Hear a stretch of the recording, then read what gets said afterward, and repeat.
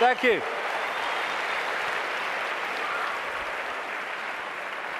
I've changed my smelly shirt for, I think, a very appropriate color for this last section, actually. Smelt like a wrestler's jockstrap out there, I tell you. Okay, so where now? Well, this section is about the control system coming down, because we're in a period where a dramatic shift in human awareness and human consciousness is in the process of taking shape. Some people call it the shift, sometimes I call it the vibrational quickening, but what I've been calling it for 20 years, because I came across this in the very earliest days after I met that first psychic, I called it the truth vibrations. The first book I ever wrote after that awakening started, because it's ongoing, was called Truth Vibrations, or the Truth Vibrations. Because I came across this awareness. There seemed no evidence at the time, my goodness, that there was a vibrational change in the process of coming. I understand it more now, mind, and we'll get into it, but I had no idea then. And what it was going to do was act like a spiritual alarm clock, and it was going to wake people up. It was going to wake people up from this slumber, this coma that we've been in for so long. And also, my goodness me, as this truth proved to be true 20 years on, that it was going to bring to the surface all that had remained hidden. That the truth was not only coming out, it couldn't be stopped from coming out because this vibrational change was bringing it to the surface. Like I say, 20 years ago, awakening, new consciousness, what? Truth coming out? Oh, you must be joking. 20 years on, my goodness, look at it.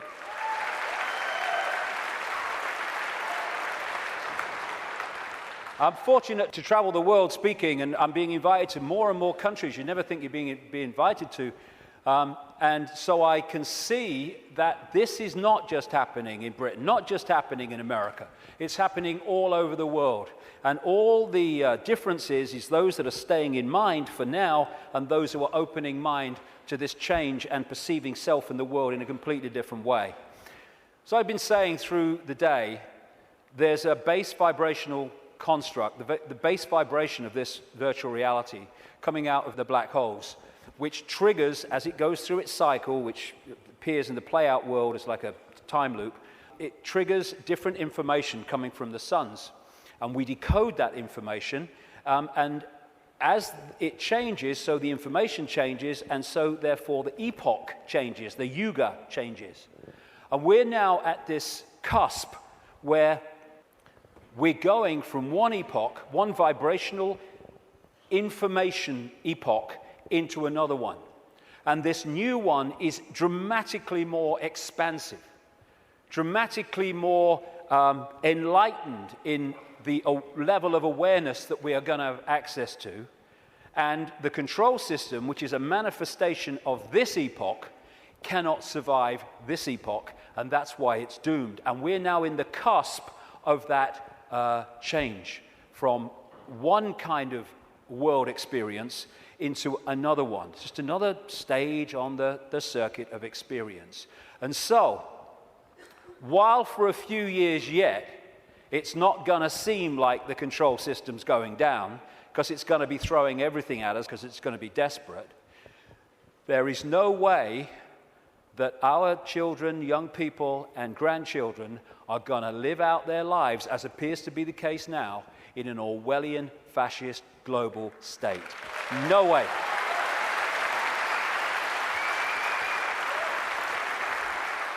This changing epoch, changing information, is starting to be activated within the Earth grid and, of course, within the human grid.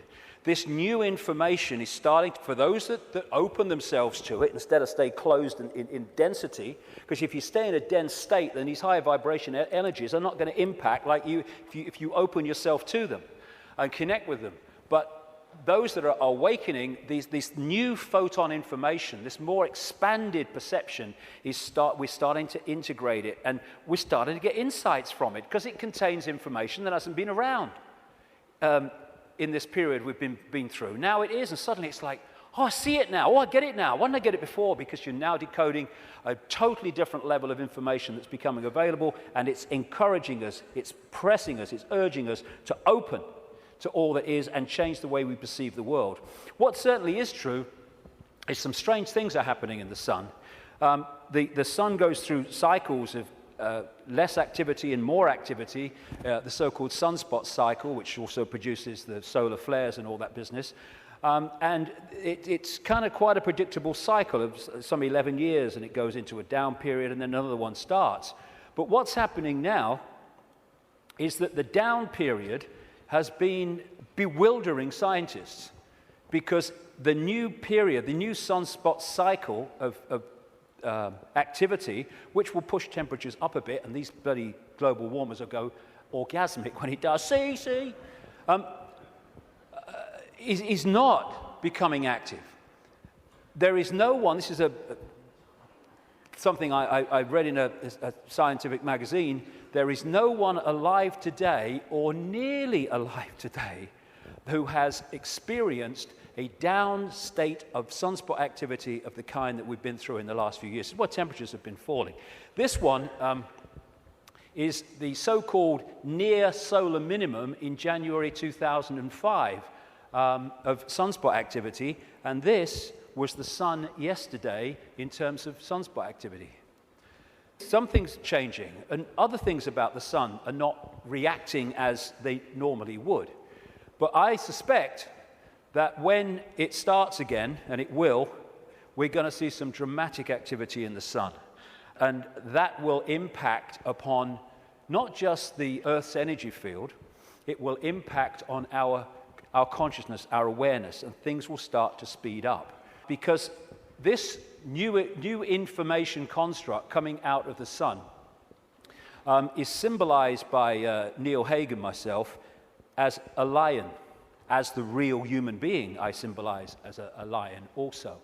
And basically, these truth vibrations are going to dramatically, as we go through these next few years, dramatically affect human perception, human awareness, and human potential as this new information becomes decoded and the awareness potential expands and we access a greater part of all possibility.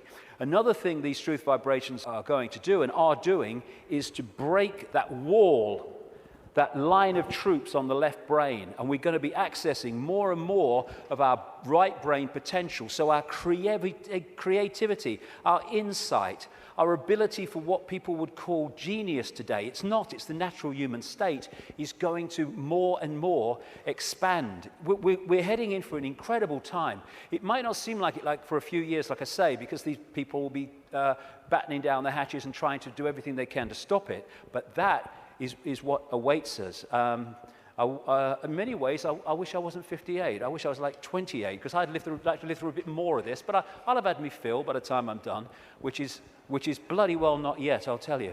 So when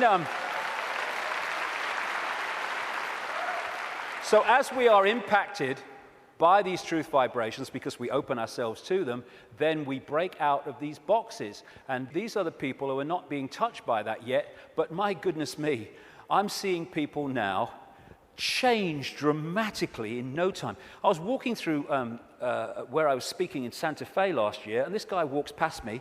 He'd flown in from Austin, Texas, and he said, 3 months ago, mate, I thought you were mad. Words to that effect. He said, now I get it. And he got it so quick, and we're going to see this happening. People changing dramatically, and also, as I understood 20 years ago, that all that's been hidden, the curtain is being pulled back. And we're in for some shocks. I mean, of course, what we've talked about today is shocking to most people who have seen the world in another way, but the shocks are going to go on, because what's been going on in this world behind the scenes is nothing like what we think it is. And these truth vibrations, this energetic change, this new epoch, of enlightenment and expansion, and people call love and harmony and respect, connection, is going into these dark places, these structures that are held together by low vibrational density, and breaking them up. Not, like a war. It's a new epoch coming. And as the new epoch comes, the energetic change is going to break up the denser structure of society and belief. And like I say, if these guys think, as they do, because they're accessing here, not here, because of their mental and emotional state, that it's a done deal, well, they're in for a bit of a shock. Because, when you've got a dam of water, it can take a long, long time before the cracks appear. But from the cracks appearing to collapse can be a very, very short time. And already, if you look from this perspective, the cracks are appearing. And the first crack is when people say, I've had a freaking belly full of this. I ain't taking this anymore. Then the cracks start to appear. And what we're going to see in the next 10 years is this control system, increasingly as the years pass and these truth vibrations get more powerful, we're going to see this control system come down because a new awareness is being breathed into this reality, and a control system based on suppression of awareness therefore cannot survive that change. Now, another perspective on why the control system is going crazy now. As I say, they can see down what we call a timeline further than we can when we're in this reality, because they're in another reality looking in. So they could see, they don't know the scale of it because they can't get out here where it's being orchestrated from, and they couldn't get here. But they can get a feeling, and they have had an awareness that this energetic change was coming and how it could potentially affect the slaves in terms of waking them up. It is absolutely no coincidence whatsoever that it is now, of all times, in this experience within this reality, when these truth vibrations are manifesting themselves and quite demonstrably changing the way people perceive self and the world, that this control system is at its peak in trying to suppress humanity, control humanity. It's absolutely in sync because this moon matrix can only influence human perception if humans stay within its vibrational frequency, within its hack. The truth vibrations are taking us out of that frequency range, and therefore it's losing its influence on awakening people by the day as we start to perceive and see and become aware of things that we weren't before when we were connected to the hack. And all these things, destabilizing us chemically through food and drink, rewiring the body genetically through genetically modified food, what they're doing to the kids, the drugs, mobile phones, and all this microwave soup that we now live in, microchips especially, they're all designed to externally suppress or internally suppress, in terms of food, etc., the human body computer to stop it accessing these truth vibrations. It seems to be, on the face of it, that they're trying to grab more and more control. The truth is, it is a desperate, desperate attempt to hold on to the control they've had thus far. That's what it's about. It's battening down the hatches to stop the control system coming down. In part because it has many expressions, including creating earthquakes and dramatic extremes of weather. This technology known as HAARP in Alaska, and it's now got other organizations connected to it and technology connected to it increasingly around the world, it bounces radio waves off the ionosphere, the highest part of the atmosphere, and back to Earth.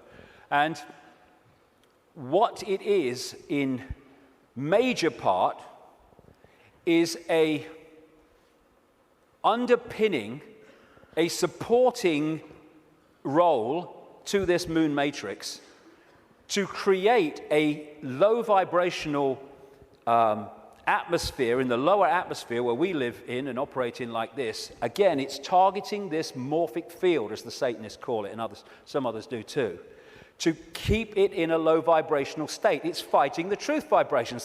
They know what they're doing, on one level anyway. And one of the other things that HAARP can do, and it's in the patents of the technology, it can send out radio waves carrying information, thoughts, on the wavelength of human brain waves, and it can impose those thoughts on the brain, which we then manifest through as our own thinking.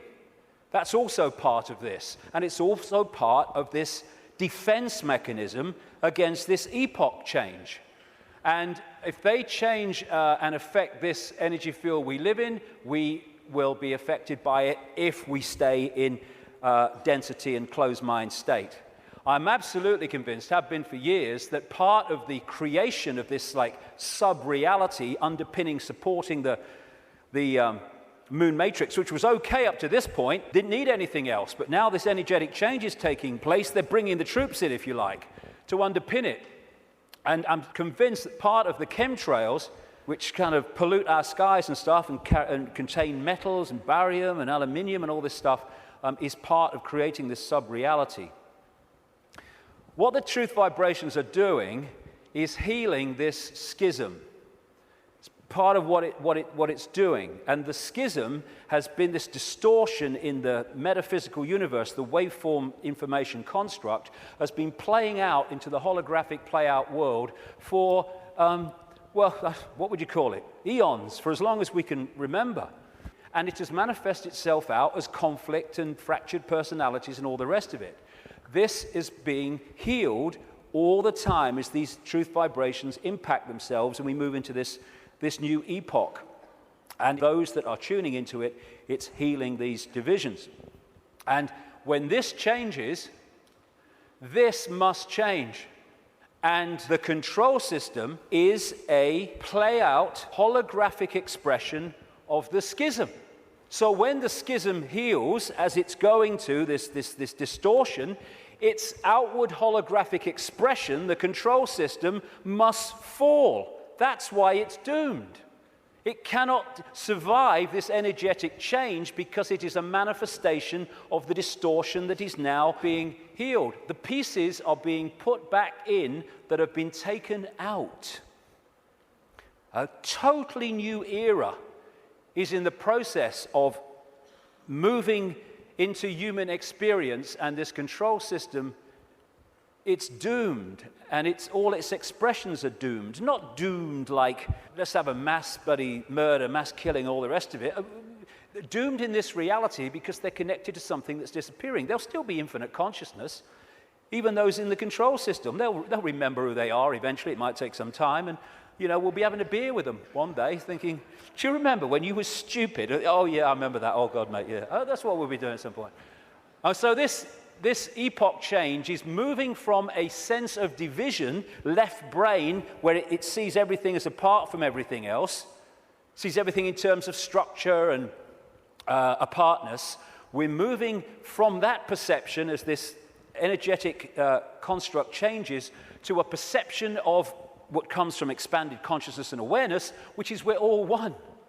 We're all expressions of the same one consciousness, which again makes racism ridiculous, ludicrous, insane, the height of ignorance.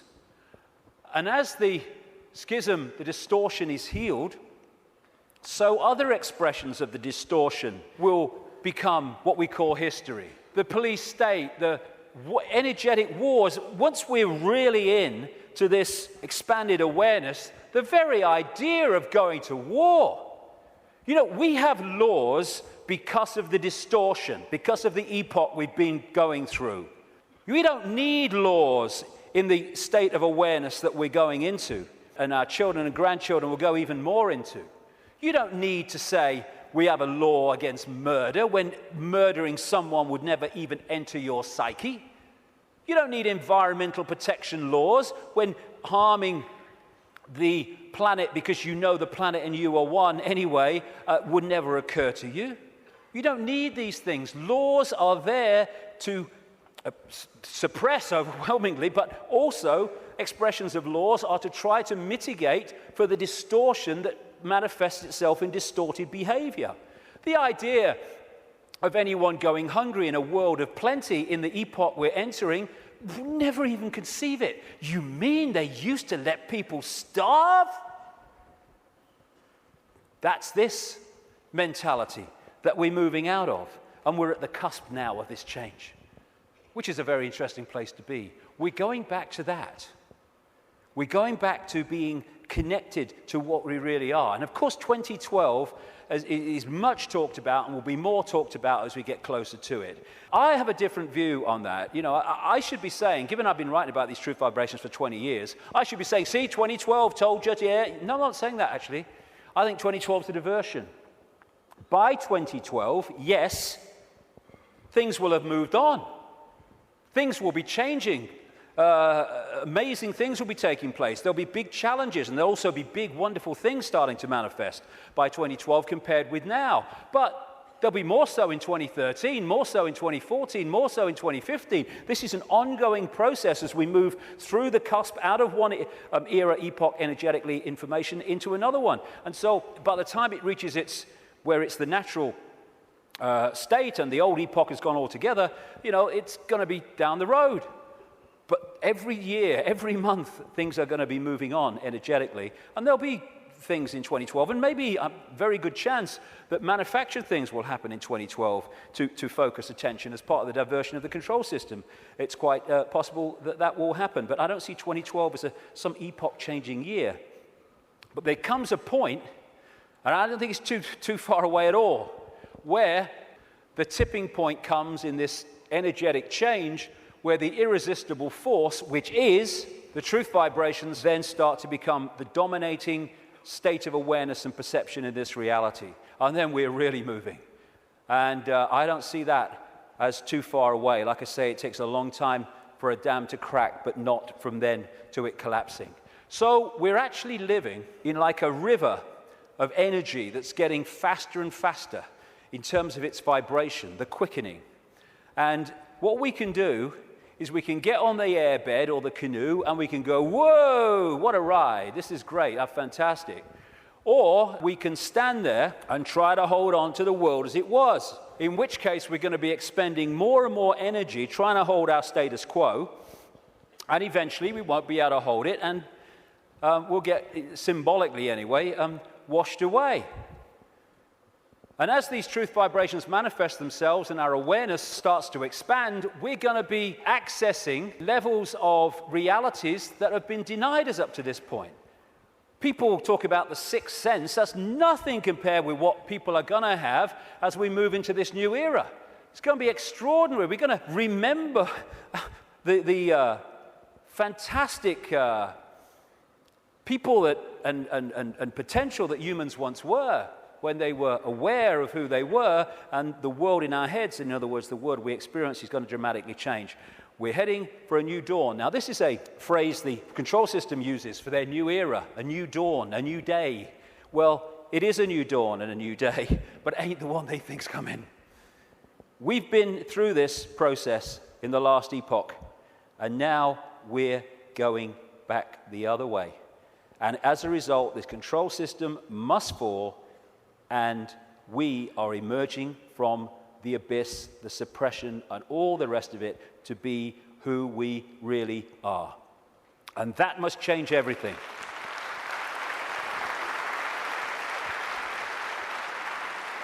Einstein said, you cannot solve problems with the same level of consciousness that created them.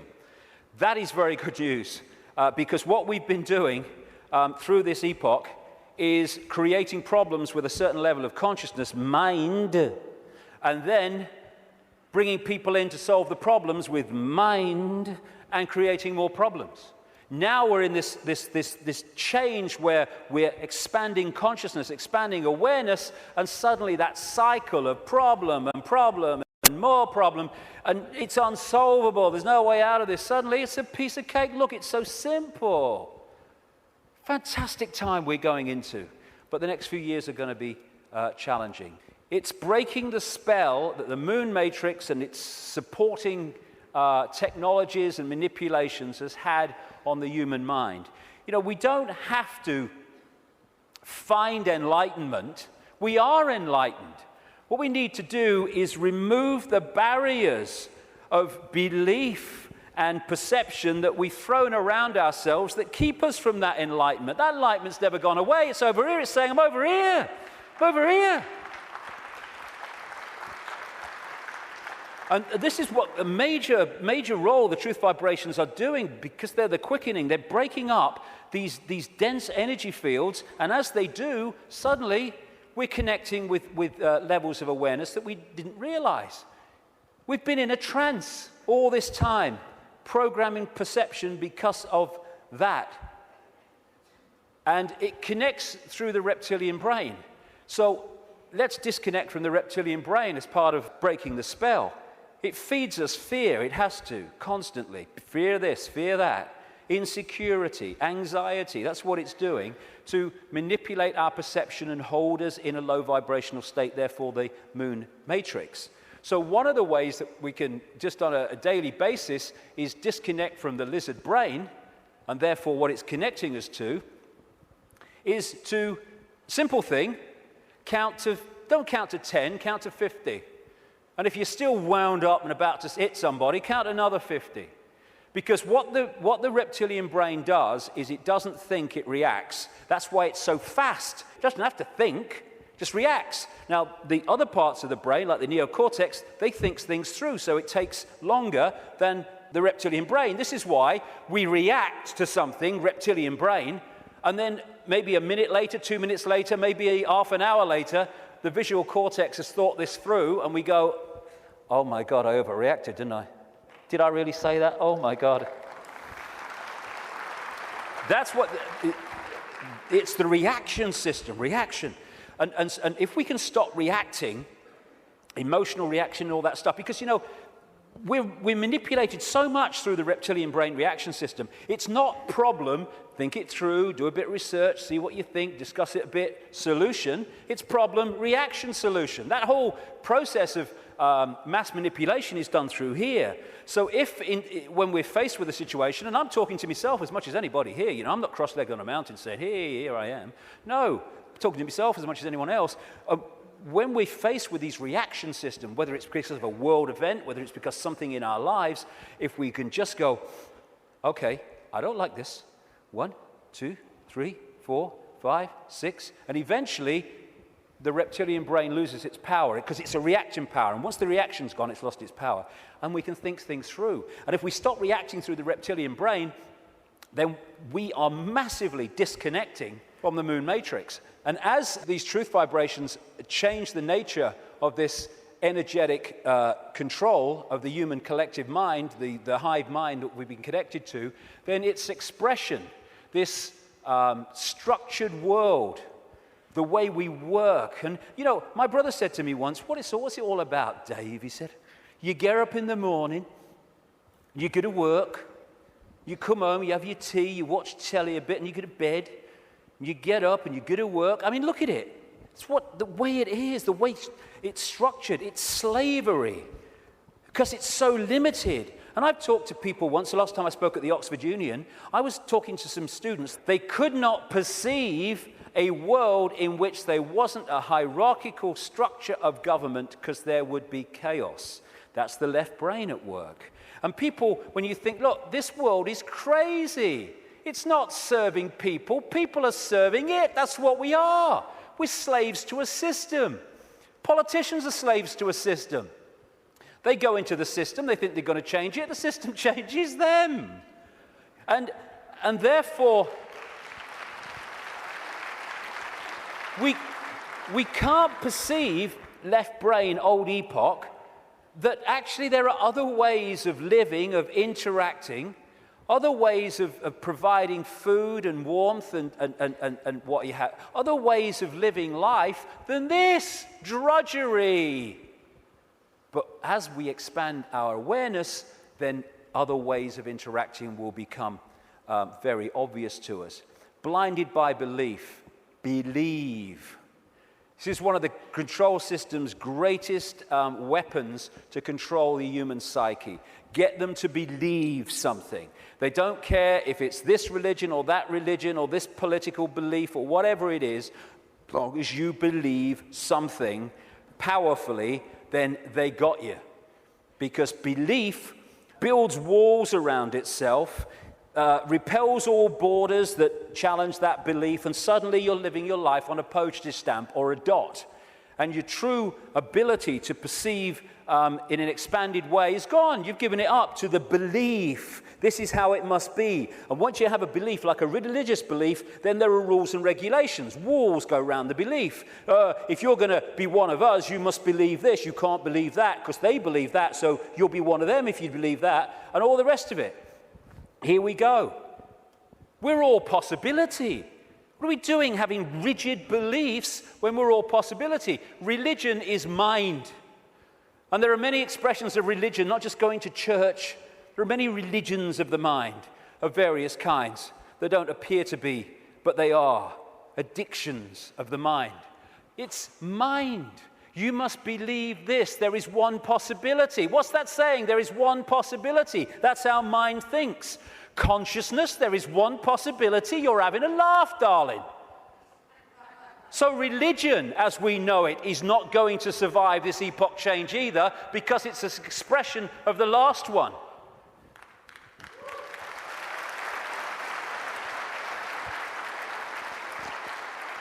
These are people in a hypnotist stage show who've been told that they are religious believers.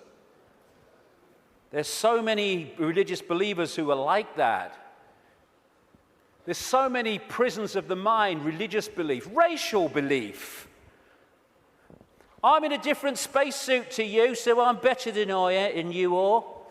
It's like being two spacemen on the moon and they're having a bloody argument because what spacesuit is that color and that spacesuit is that color and that was made here and that was made there. Mine's superior to yours. It's childish, child's play.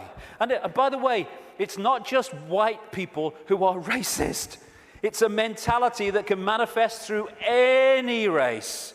And we have racism all over the world. It's not a racial belief, racism. It is a mental mind state. And anyone that thinks they're superior to anyone else because of their body computer state or color or whatever is controlled completely by mind and ignorance, political belief, self-identity belief. I am Joe Public, I'm little me. All these things will go and have to go if we're going to open up to the truth vibrations, because they are all about limitation, all about little me. And as researchers have shown, when we have rigid beliefs, the brain fires off the neurons in a specific network. And what that does is filter reality, decode reality, in line with the way those neurons are firing. Therefore, it continually edits its reality and creates self-fulfilling prophecies, if you like, that it keeps seeing the world according to its belief. Despite receiving information that challenges the belief, it just filters that information in line to protect its belief. And then when you change your belief system, as has been shown in research, the neurons start firing in a different way, and you start seeing the world in a different way. If we can get to a point where we open our minds without belief, we come from a state of knowing, all-knowing consciousness rather than belief from mind, then we open up the range of perception and understanding and awareness well beyond anything you can access if your brain is firing off in this symbolic way, limited by rigid belief, whatever belief that may be. When we open our mind to consciousness, everything changes. And to do that, I would suggest we need a blank sheet of paper. You know, it's not about learning anything new. We're all knowing if we can access that level of ourselves. It's unlearning the programming that has kept us from that level of awareness that we truly are. And therefore, because we're dealing with all possibility at the core of our being, that's what we are, we need a blank sheet of paper. All preconceived idea needs to go. All preconceived belief needs to go. and let information, intuitive knowing, decide what we think about things and feel about things rather than preconceived idea. It's not possible becomes, well, let's see if it's possible on the basis of the evidence, the basis of the information, the basis of how I feel. And then suddenly we're not saying, no, that's possible, I'm going to shut that out by reflex action. We're going to look at it. And when you do look at it, as I know from experience, what seems to be crazy to start with starts to take on very profound dimensions. Because we're all possibility. And if we're saying only this is possible, only that's not possible, we're not operating at the core of our being, which is all possibility. We are editing things. We are limiting ourselves. We are entering the realm of mind. And it's a time to choose, in many ways, between the head, the intellect, not that he doesn't have the part to play, it does, it being the governor, and the heart, knowing, intuition. What changed my life more than anything else was 20 years ago when I decided that if I was ever had a decision between going with my intuitive knowing, which we feel here, funnily enough, in the kind of heart chakra area, and my mind, I was going to go with my head, I was going to go with my intuition. And it changed my life and has allowed me to follow this path, because I can tell you over the last 20 years, there have been many times in the early days, not for a long time, but in the early days, when my head was going, you're going to say what? You're going to do what? You must be joking. Not in my lifetime. But I thought, no, I feel to do it. I went with it. And as a result, you follow this energetic path through intuitive knowing that's been laid out. And what happens, because intuition, knowing, is coming from another level of awareness beyond five-sense reality, it means that to five-sense reality, general world, some of the things you do when you follow your intuition are seen as, I think I'm possibly an example of this, are seen as crazy and mad and lunatic and dangerous and all that stuff. And what happens then when you do that and you get that reaction is that the head kicks in, the mind, which wants to protect its preeminence that it's had up to this point, puts its arms together and says, see what happens when you don't listen to me, see the trouble you've got into? And it's like, okay, and you come back into mind. But if you stick with it, and you take what comes as a result of expressing your uniqueness and expressing your intuitive knowing, then eventually things happen, good things, great things sometimes, that happen not despite what you did and the reaction you got, but because of it. And then the mind, the intellect, looks at this and says, well, hold on a second. It might get you into trouble, but eventually it works out. And what happens then is your head and your heart, your knowing, your intuition come together.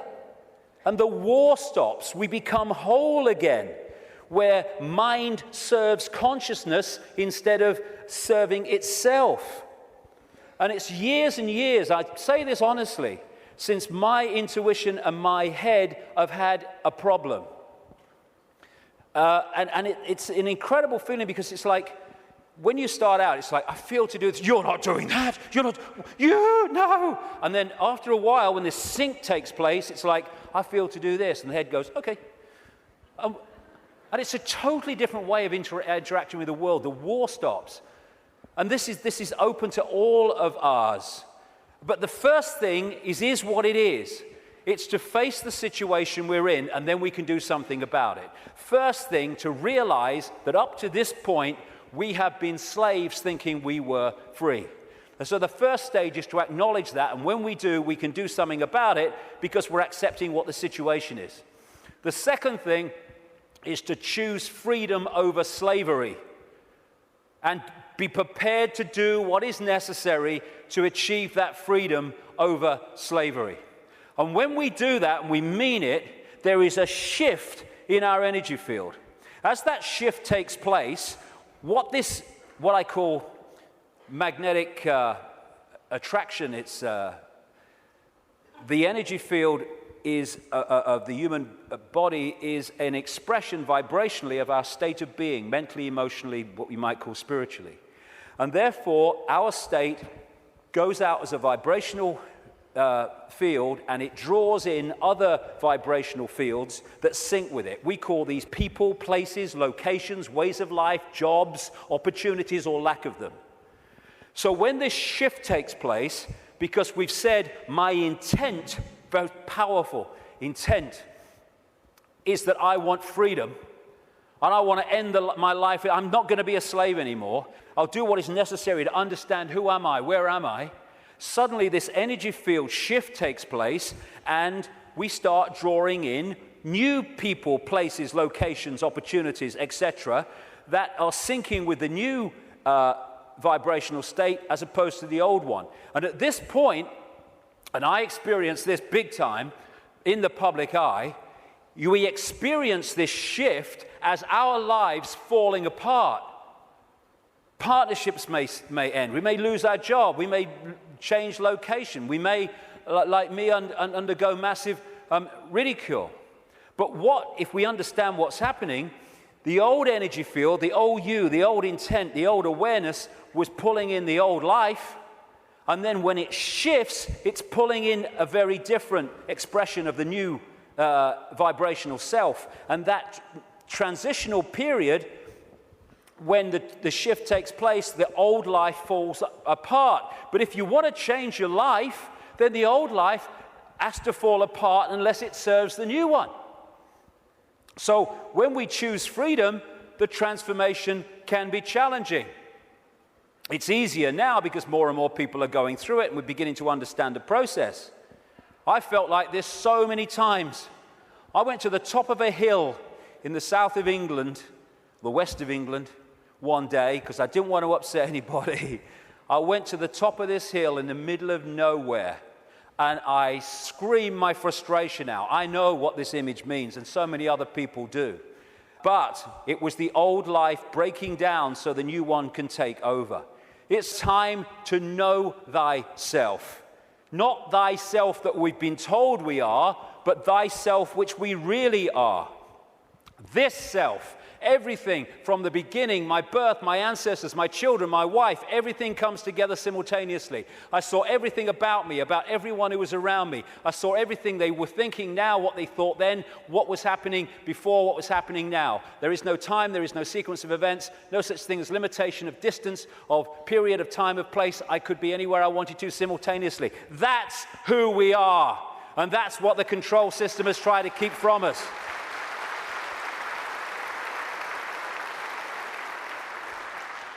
Now, the way to go most powerfully with this change is to stop identifying who we are with what we are told we are, little me.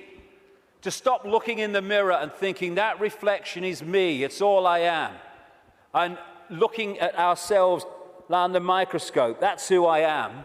And bringing our point of observation from I am David Icke, a personality born in Leicester, England in 1952, to I am infinite consciousness. All that is, has been, and ever will be, can be, all possibility. Infinite love, having an experience through this lens into this reality that they call David Icke.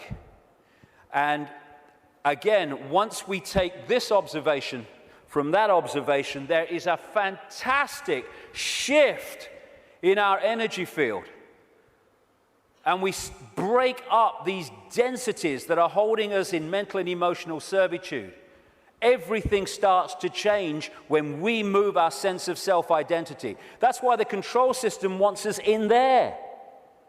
It can't cope with this. We have to be in there. Little me.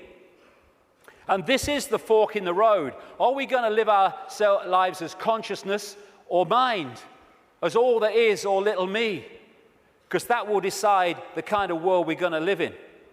Escaping the box, and it is a box, it's a vibrational box. Getting out of this thing called cognitive dissonance, where we lie to ourselves. Cognitive dissonance is, for people who haven't come across it, it's a very powerful controlling mechanism whereby we have a belief about self or the world or a situation, and we're sticking with it. And when we face information or experience which challenges the belief, then cognitive dissonance is that uneasy state when you see that your belief system is under threat from this information or this experience. If this is real, then the belief can't be. And what you do then is you go about these incredible stories we tell to ourselves to convince ourselves that this can't be true to protect the belief system. Cognitive dissonance can be a good thing if that dissonance leads you to look at your belief in the light of this experience or this new information and then move the belief in the light of that. Then cognitive dissonance is a good thing. What most people do is try to hold the belief system in the face of this. And there's no greater example than the Skeptics Society. You ever come across them, the Skeptics Society? Bloody hell, they are cognitive dissonance.com, they are. I tell you, I've debated with some of them on television programs and stuff, and one of them, his bum kept bouncing on the seat. He had what they call vitus dance, is it? My mother used to call it, where you can't stop moving, because he was in such cognitive dissonance because the information he was hearing was so at odds with his belief system, he was kind of going crazy. And so you get people who come up with these amazing bloody stories to try to explain away why something is not challenging their belief system. So again, part of that blank sheet of paper is letting cognitive dissonance serve us. I'm going to look at my belief system instead of holding on till our knuckles turn white. Also, trying to avoid looking at the truth, because if we don't, we ain't going to change anything. Go beyond being in denial of what is happening in our lives and in the world and start looking at it as it really is. It is what it is, because unless we look at things in that light, instead of trying to find wishful thinking reasons why actually it's not really like that, we're not going to change anything, because we're going to be in denial that anything needs changing. It is what it is, and we need to face it. And it's important to stress this. This control system, this reptilian control system and in all its facets, is not all-powerful, and it's not omnipotent. It's actually bloody stupid. You know, there's such a difference between being clever and being wise. It's very clever to build an atomic bomb, but it's not wise to do so. There is a difference between the two. And these people are very clever, but they're stupid. And cleverness without wisdom is the most destructive force on earth, which is why that's what they are. They have only managed to control humanity because they put us in a smaller box than they're in.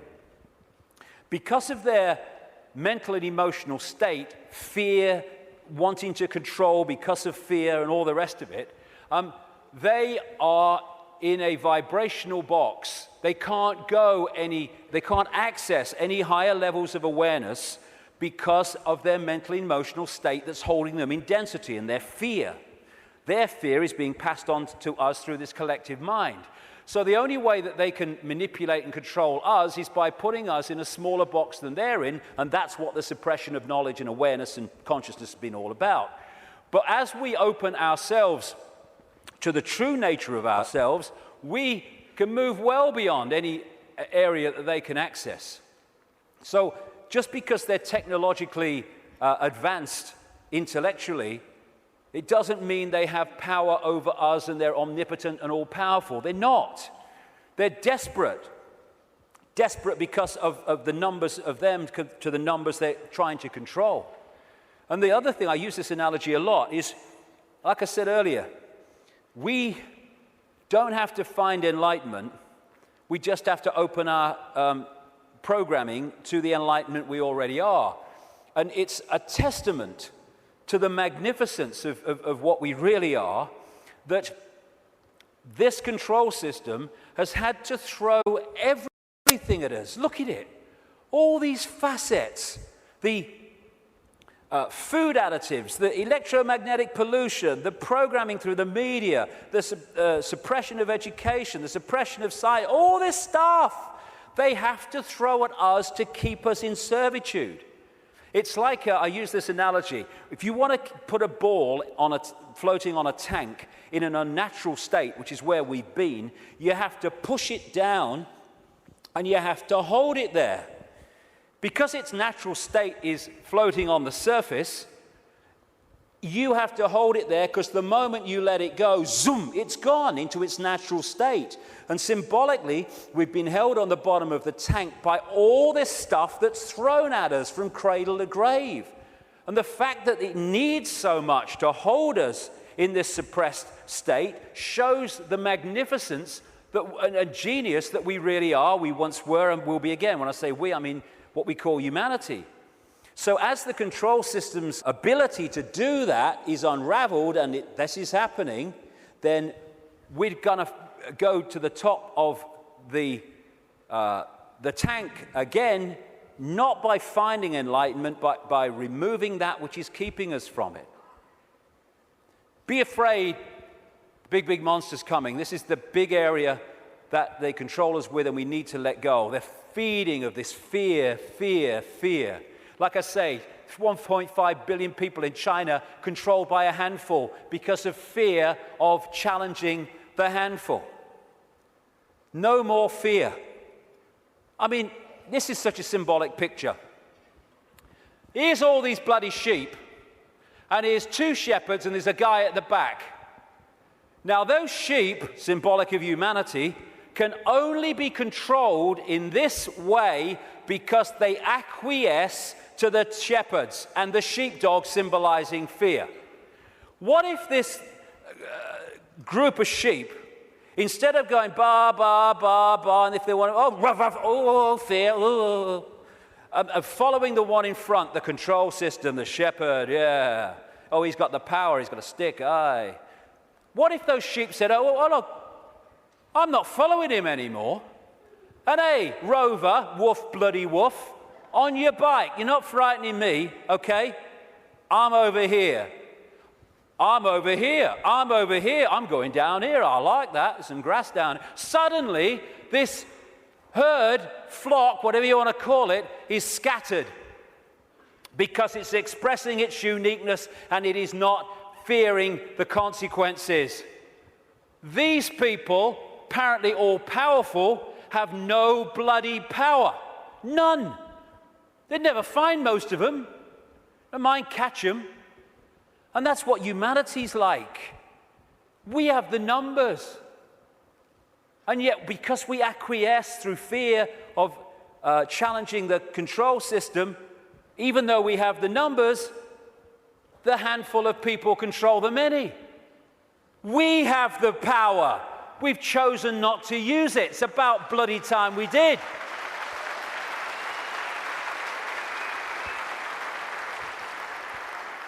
God, the answers are there in front of our eyes. The definition of insanity is doing the same thing over and over again and expecting different results, Albert Einstein. Absolutely it is. So it's pretty certain that if things are going to change in terms of control and suppression and all this stuff, then we've got to stop doing the same thing over and over again, and that is acquiescing to the control system. We're all possibility. What are we doing? Thinking that we just do the same thing over and over again? That's one possibility. Let's express our uniqueness and respect each other's right to express our uniqueness. We're all possibility. Actually, one possibility is swimming against the tide. Let's try it. And let's respect each other's right to do that. We should be celebrating diversity. Diversity is an expression of all possibility. It's acquiescence and conformity that is an insult to all possibility. And yet that's what this system wants us to do, conform. And you know, at least sheep need a sheepdog to keep them in line. Humans have out-sheeped the sheep because we keep each other in line. We don't need the sheepdog.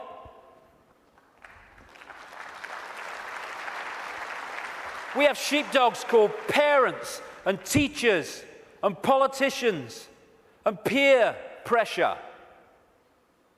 When we're thinking of expressing our uniqueness, we're not thinking, oh, what will George Bush think or what will Barack Obama think? No. We're thinking, what will my mother think? What will my father think? What will the neighbors think? What will my mates think? What will the people at work think?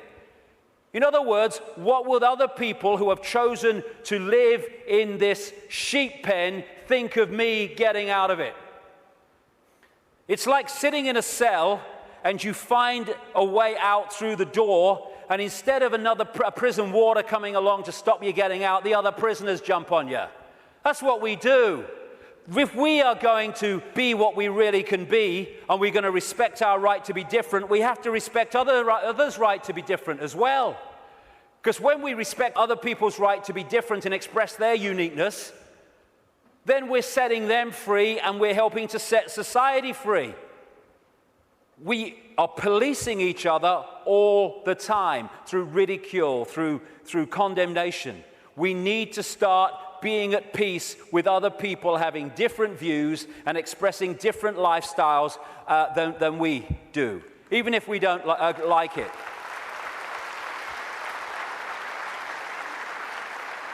This breaks up this sheep policing the sheep. There's only a few who in full knowledge are behind this control system, and they have to get the target population to police the target population. They don't have the numbers to do it themselves. I have a simple philosophy on life, so simple.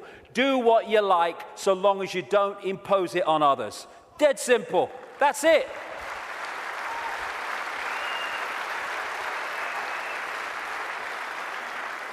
And I've heard people say to me, that would be anarchy. What about people murdering each other? Well, I think that murder could just about constitute imposing your will on another person. And when you think about that simple philosophy, it overrides all law, need for law, if we live that. We don't need laws that say don't murder when you wouldn't impose yourself on another person. But we can do this. You know, if Henry Kissinger wants to sacrifice George Bush, be my guest as long as you both agreed. Because when you leave the body, you'll feel right prats and you might learn something in your eternity. I get interested when they want to impose things on other people that don't want those things imposed upon them.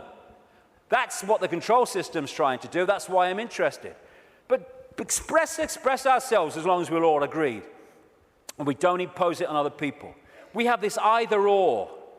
Someone wants kind of a rave or something, and some people don't want to be affected by all the noise and disruption.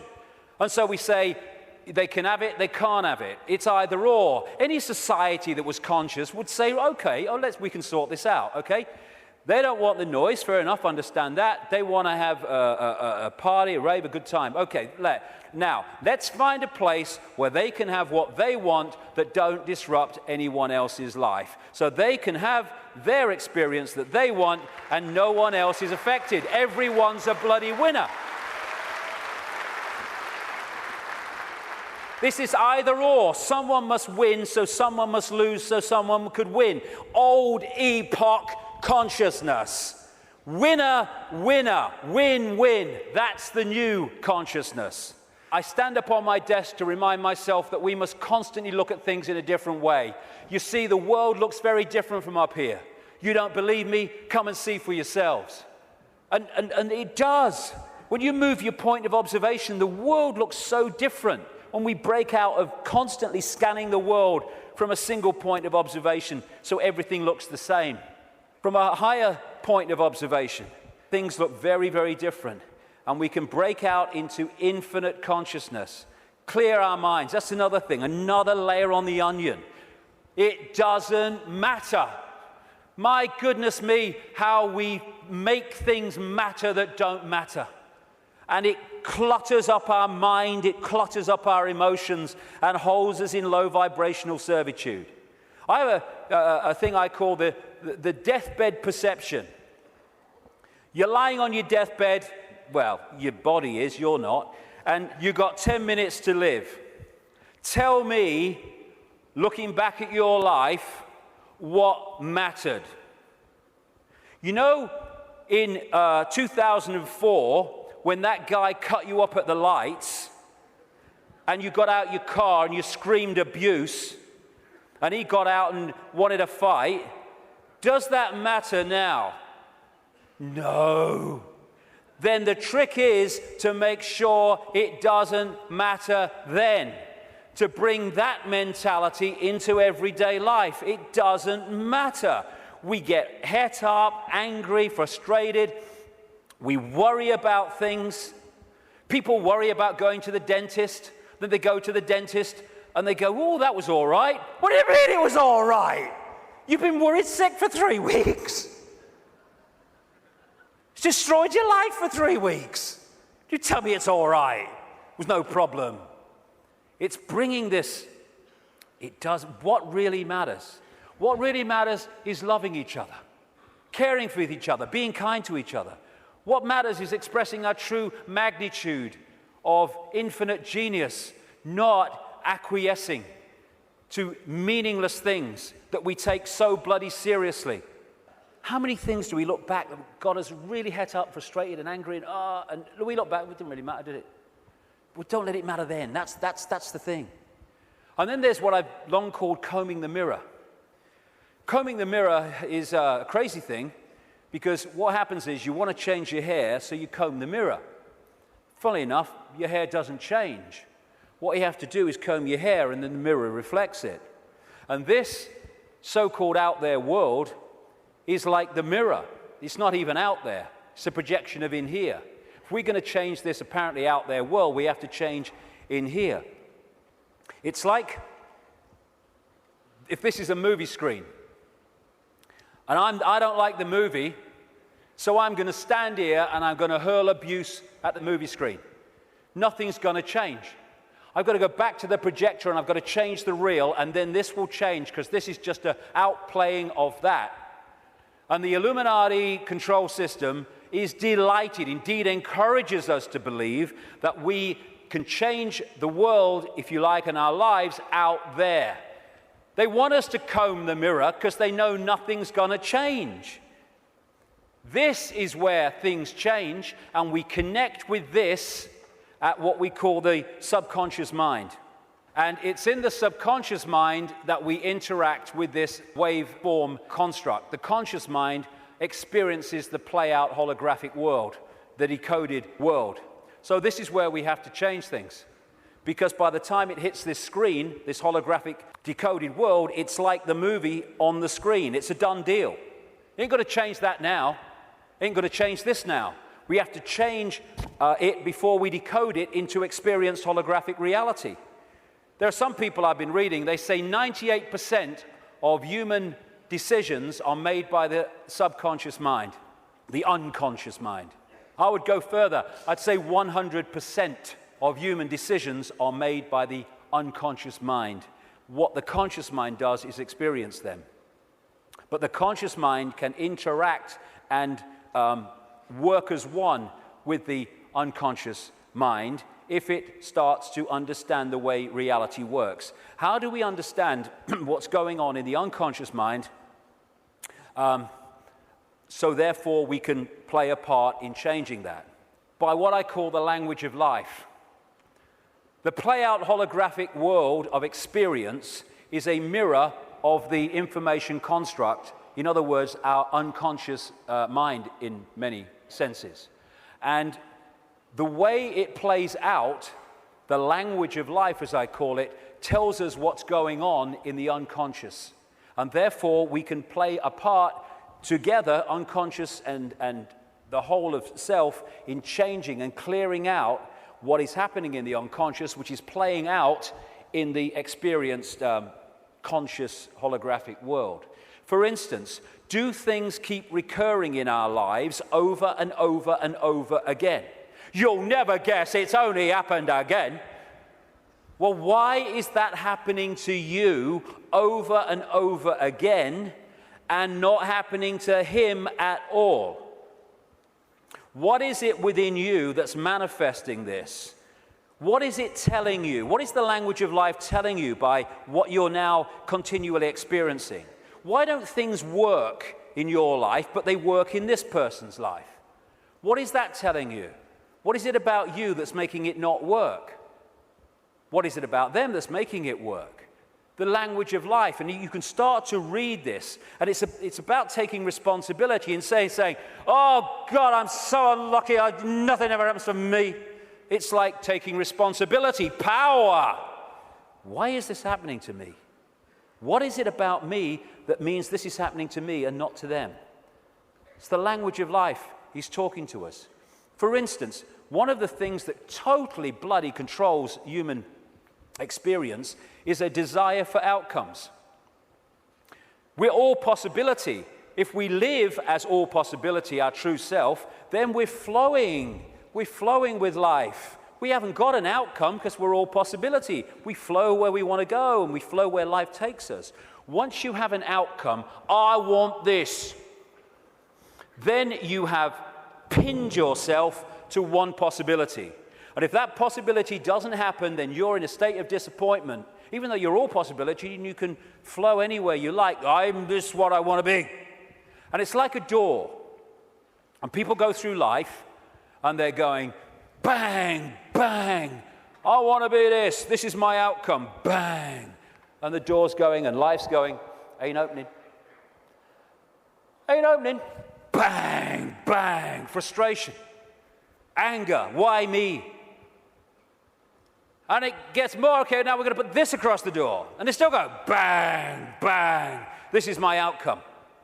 And then all the time this is going on, over here, there's a door swinging open saying, hey, come through me, no problem. Oh, no, I want to be this, bang. And we go through life, and the door doesn't open, and that one's saying, over here. But because we have an outcome, it means it controls our life. And like I said earlier, and suppresses our life. I don't have an outcome. I don't have an outcome. When I get up in the day, I don't have an outcome. I don't have an outcome in my life. I just go where it takes me. Outcomes are limitations, preconceived ideas. Now, intent is a very, very powerful force for change. This is my intent. That energy goes out there, and through what I call vibrational magnetism, it draws towards us what we need to do to achieve that intent. Not when there's an R in the month, and every now and again, every time. So when we have this intent, I want to be truly free. I want to be the true magnitude of how I am. I want to know what's going on in the world. I want to understand this. What happens is that intent, if you mean it, it's not just words, otherwise it's no power at all, then that intent will start drawing to you people, places, experiences which let you achieve that intent. And often they are very challenging, and your whole life, your old life starts to break down as a result of this. A lot of people go, if that's transforming, no thanks. And we go back to the old life. But intent, if we mean it, is the first stage of transforming our lives from what they are to what they could be. The thing about intent, however, that it's the need to sync the intent with what the language of life is telling us. Because if you sync the intent with that door that ain't meant to open, then you can have a very powerful experience called frustration. Because the intent then is not going to open the door because it ain't meant to open because it ain't your journey. I have this thing, flow equals go, stuck equals chuck. Or at least look again at what you're trying to do and how you're trying to do it. It might be how you're trying to do it that's not stopping it flowing. But in the end, life is not meant to be a bitch and then you die. It's not meant to be a series of frustrations and barriers. It's meant to flow. That's what we are. And if it's not flowing, then the language of life is saying something about us. Why isn't it flowing? And interestingly, I've experienced this so many times. I know other people have too. Once you acknowledge what the experience you're having is, maybe one you don't like, is saying about you, you acknowledge it, you bring it to the conscious, boom, there's an energy shift and the problem disappears. The pain in the arse in your life goes out. Because you've acknowledged it, you've read the language of life, and therefore you don't need to experience that anymore and come to that understanding because you have, and it's gone. Taking responsibility is a very, very fundamental part of this transformation. Carl Jung, the Swiss psychiatrist, said, people will do anything, no matter how absurd, in order to avoid facing their own soul. And not taking responsibility is the absolute epitome of giving your power away. When we say it's all your fault that I'm in this situation, whether it's collectively or individually, what we're saying is, I don't have power over my life, you do. Taking responsibility is taking your power back and saying, okay, I'm taking responsibility for this because I have the power to change it. They're not responsible for it. They're just the language of life speaking to me about my responsibility. Therefore, I'm not going to play the blame game. This is my responsibility, and I'm going to deal with it. And when we do that, we take our power back and we can change things instead of going through life as a victim of other people's circumstance, which means we're powerless. That's little me. And we ask ourselves, why me? Why am I going through this experience? Well, through the process of vibrational attraction, vibrational magnetism, an expression of us is going out, and an expression of us comes back in the form of people, experiences, locations, jobs, everything. So therefore, what we're putting out is what we're pulling in. Why me? Because we're creating it. Bad luck, good luck, no such thing. Why do some people win? Some people lose. Because some people pull that in, some people pull that in. You get people who they say, you meet them and they say, nothing ever happens in my life. And you say, well, what would you like to happen?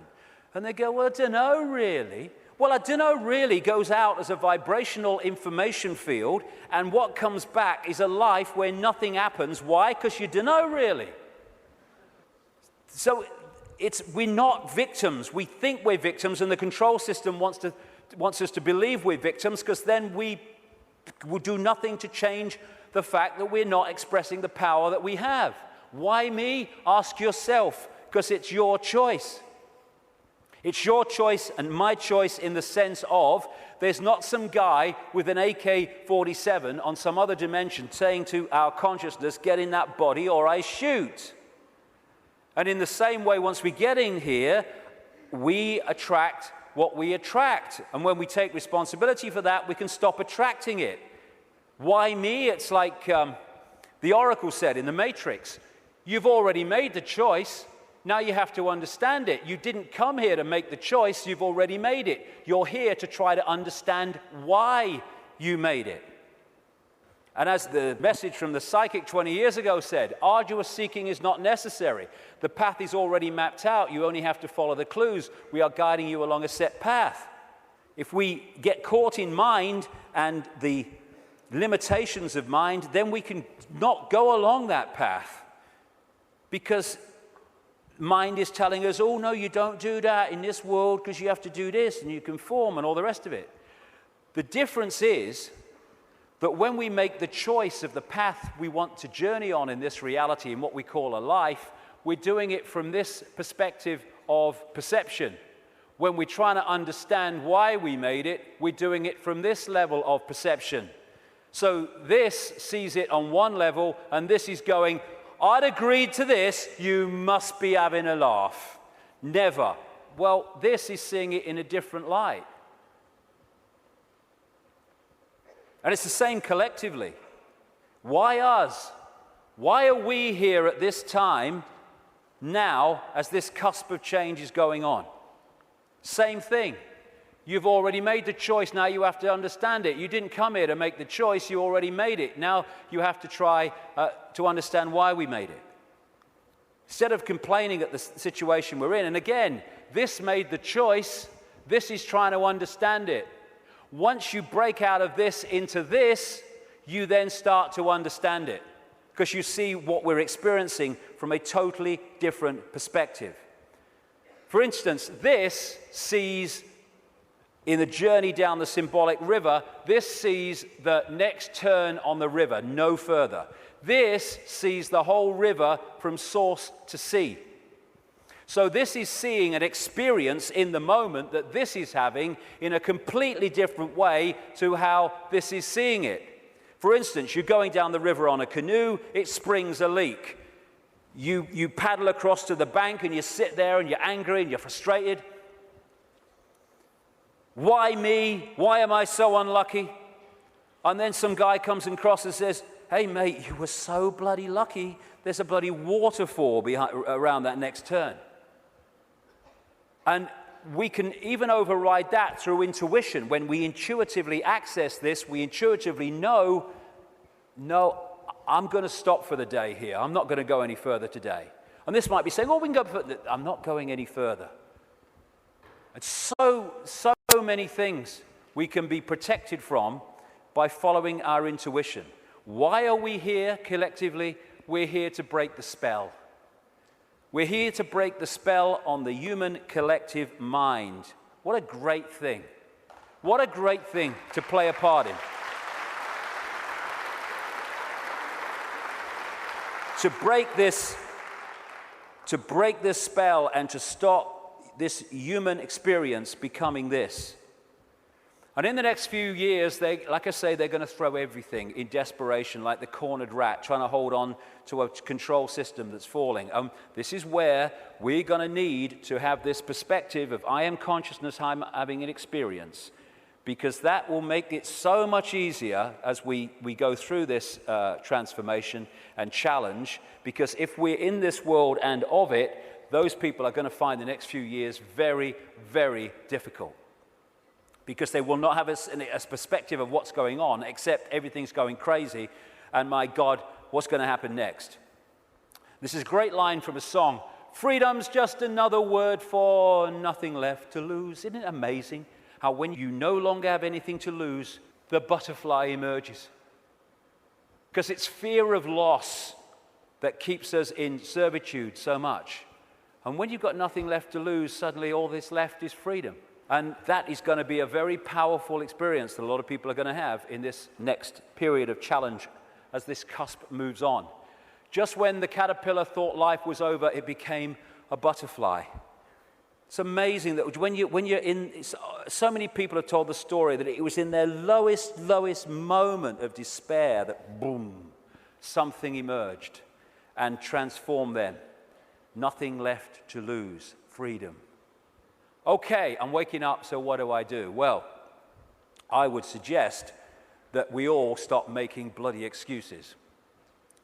You know, we can all come to the conclusion that there's this control system and it's doing this, and what about the children, and what about the grandchildren, what's going on? And then the list of excuses why we actually can't do something today. Well, there's a game on, and I've got to do this, and I've got to do that. Nothing is more important than focusing on what is happening, because everything comes from that. What can we do? We can refuse under any circumstances, no matter what the frickin' laws and the pressure and the imposition, we can refuse not to have the right to express our freedom of expression. Refuse under any circumstances to shut up.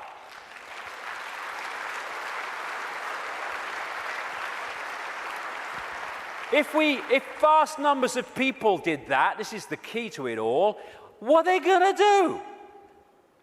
They don't have the numbers. We can stop focusing worship on celebrities and television and fake politicians and even sport. Not that I don't enjoy sport, but as long as it's there, peripheral vision, and not here, the worship, externalizing. And this is the biggest thing we can do. Human race, get off your knees. What are we doing down there?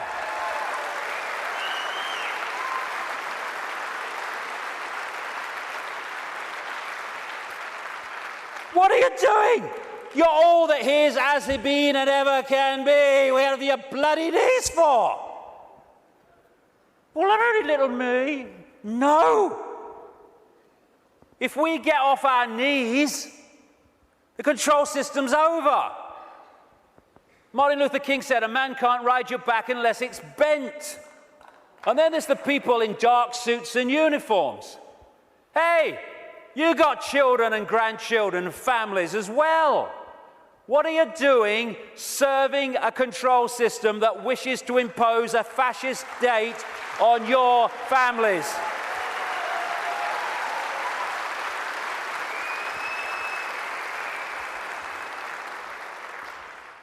What are you going to say to your kids when the control system's in and it's controlling every facet of their bloody lives? Daddy, Mummy, Granddad, Grandma, what were you doing when the control system came in? I was helping to do it, dear. All the best with that conversation. What are we doing? Playing a part in, oh, it's me job. Well, get a bloody another one then. We're going to do this to our children because it's my job. What can we do? We can cease to serve the control system in uniform with a gun in our hands. We can do that.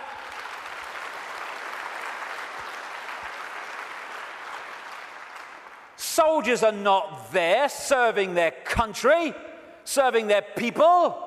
They're there serving the cabal that's seeking to enslave their people and their families. As Einstein said, the pioneers of a warless world are the youth that refuse military service. And more are equal to that, the adults beyond military service who support those that refuse to serve this control system in uniform. Oh no, you've got to serve your country. You serve your bloody country. I ain't doing it. Just like those wonderful Israeli young people. Know thyself. When you know thyself, when you know you are consciousness, the consciousness is going to get a machine gun and start shooting at aspects of itself. Mind does that. Mind fights. Consciousness doesn't even contemplate it. And that doesn't include just people in uniform. It means fighting for freedom. What's all that about? Let's fight for freedom. Let's have a riot in Athens and let's kill 3 people from the banking system. Hey, the world's a better place now. What you fight, you become. We don't want to fight this system. We need to cease to cooperate with it. This is a meeting of mind. One mind on a horse, one mind with something in its hand trying to do damage. Oh, they're 2 sides. They're one mind without consciousness. Freedom fighters, contradiction in terms. Cognitive dissonance. As Martin Luther King said, the limitation of riots, moral questions aside, is that they cannot win and their participants know it. Hence, rioting is not revolutionary but reactionary because it invites defeat. It involves an emotional catharsis, but it must be followed by a sense of futility. They want people to riot. It justifies more control. Nor do we need to meet this challenge with hate. That's playing away in the stadium we're trying to rid the world of.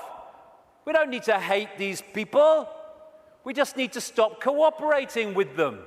Well, you know, if it's all the same with you, mate, I ain't doing it, okay? No hard feelings, bugger off. And then we've got this, the protest, the mass protest. I do understand that. It might have a part to play. But so many times these protests, they're what I call steam whistles.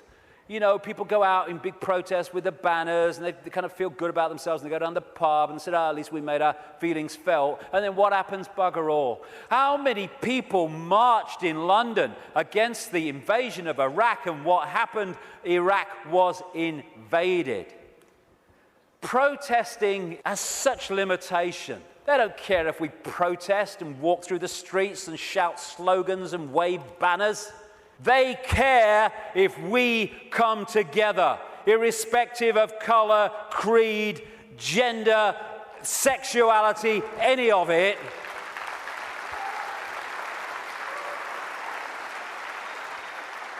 Put our differences aside and unite behind what affects us all and all our families. This control system, this Orwellian agenda, is not trying to enslave black people or Jewish people or middle-class Americans or Hispanics or Australians or Indians. It's trying to enslave all of us. And what it wants to do is divide the target population against itself through these fake, ridiculous fault lines of race, religion, income bracket, so that we divide and rule the target population and they can pick us off one by one. They are terrified of us putting down those fake fault lines and coming together and uniting behind what we should all believe in, freedom for all, irrespective of who we are. Injustice anywhere is a threat to justice everywhere. Someone else's injustice is our injustice, because if we allow injustice there, eventually that injustice will come here anyway.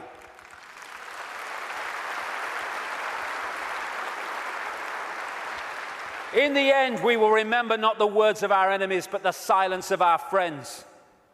Silence is consent. Can you hear us now?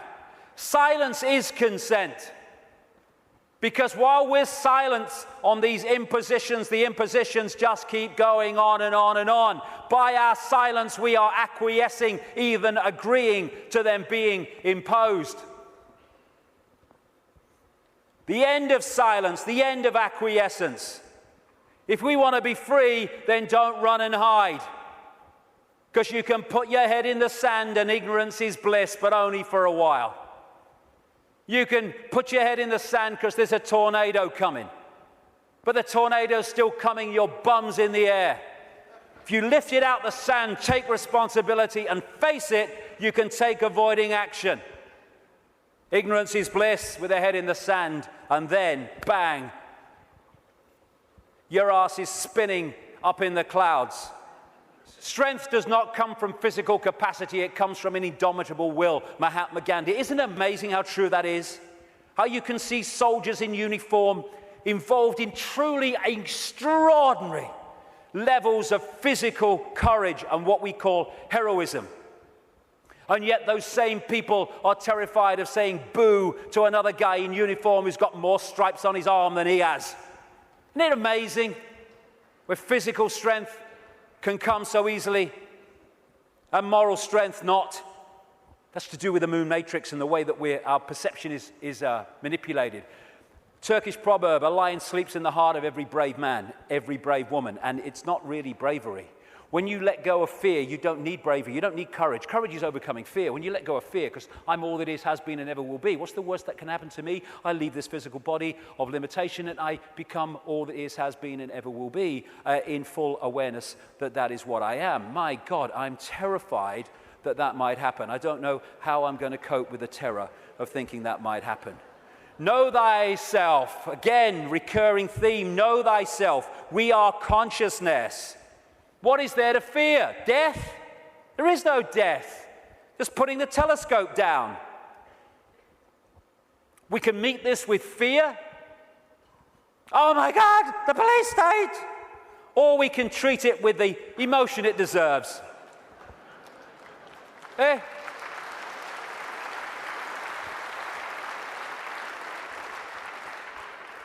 What we have to do is comply. Compliance, that's what we have to do. Because if we don't comply, the control system's in desperate trouble. So it has to frighten us into complying for fear of not complying and the consequences that come from that. Well, hold on a second here. There's something about this that ain't right. When we look at this structure, we look there for the power. But why is that there? Because these silly sods are holding it up there. This is the power. They have to persuade them that they have the power, so they don't take the power to bring that crashing down. Fear of bringing it down through fear of not complying.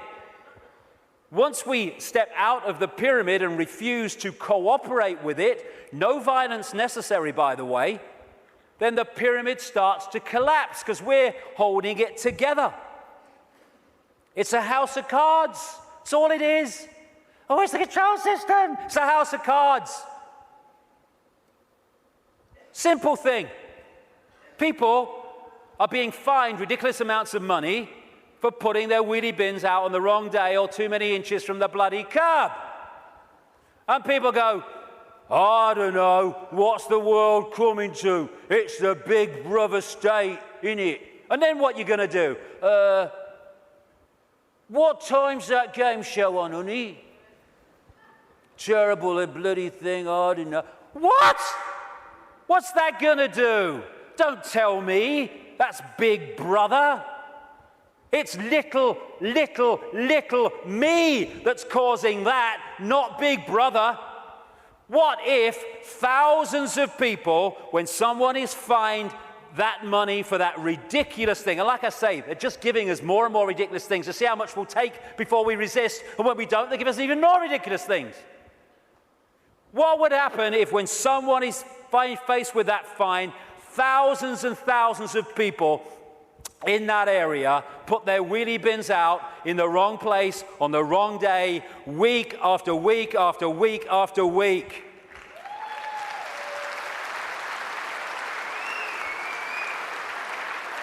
The system couldn't cope.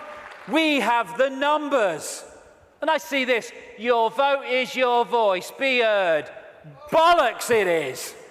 How can the vote be your voice when the people you're given the choice of voting for that have any chance of forming a government are standing on the same postage stamp of political policy and perception? There's no choice. We've reached a point now where the vote becomes a voice when we refuse to vote. We refuse to play the game anymore.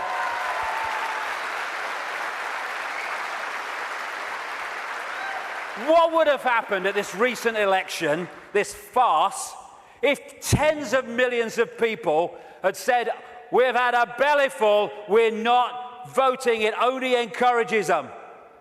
We are not voting because we're going to make a statement that we know this system is rigged and we're having it no more.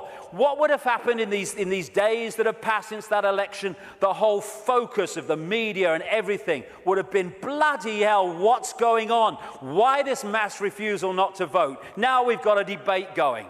Now we're looking at why people haven't voted because the system is rigged. Now the system has to bloody start to change because it's lost its credibility.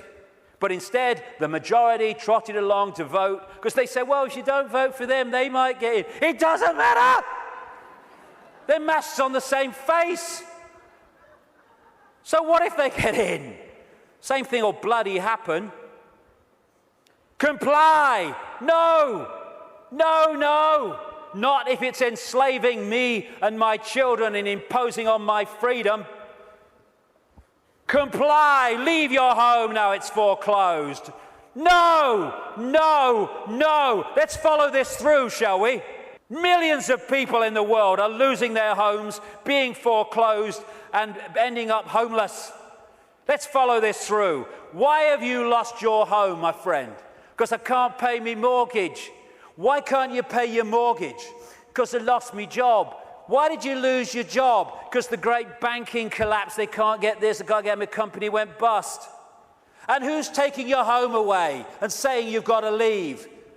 The banks that caused the fricking problem, and we are leaving? What are we doing? What are we doing?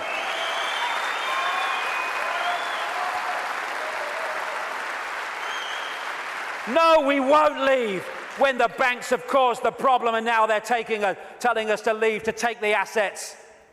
No, we won't. And people who are not being foreclosed need to support those that are. We're all in this together.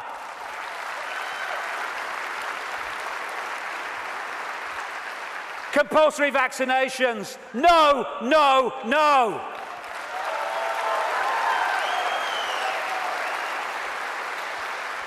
You must do what we say. We have changed the law.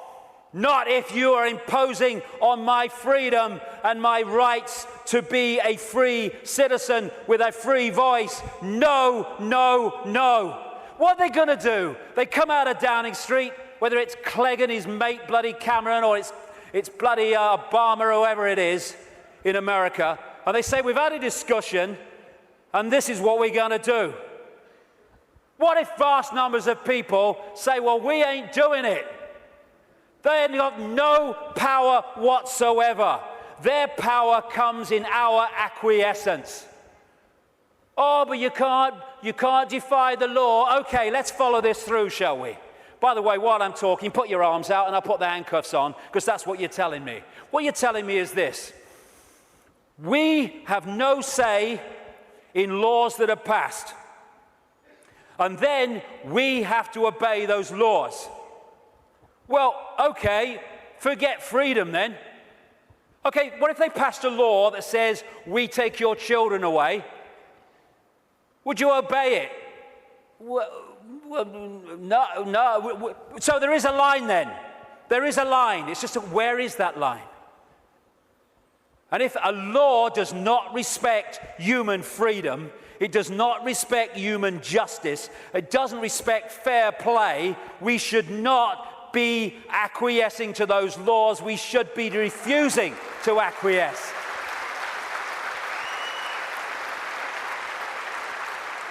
What we need is not compliance, we need a non-comply dance, where we beat to a different drum and we dance to a different drum, where we refuse to acquiesce to this control system that seeks to enslave us even more than it already has. Non-comply dance. Do this, comply. No. No. But we need to do it en masse. Oh, we do it with a smile on our face. We're consciousness, all that has been, ever will be. Why shouldn't we have a smile on our face? And smile and feel for these people who are enclosed in mind trying to enslave us. But we need to do it en masse. Because if we don't do it in numbers, then people get picked off. That's what's happening. I am all that is, has been, ever will be. You cannot grant me my freedom. It is not your gift to grant me my freedom or take it away, because I am, we all are freedom.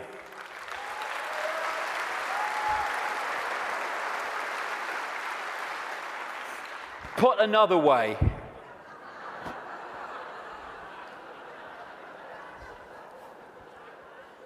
what would infinite consciousness do?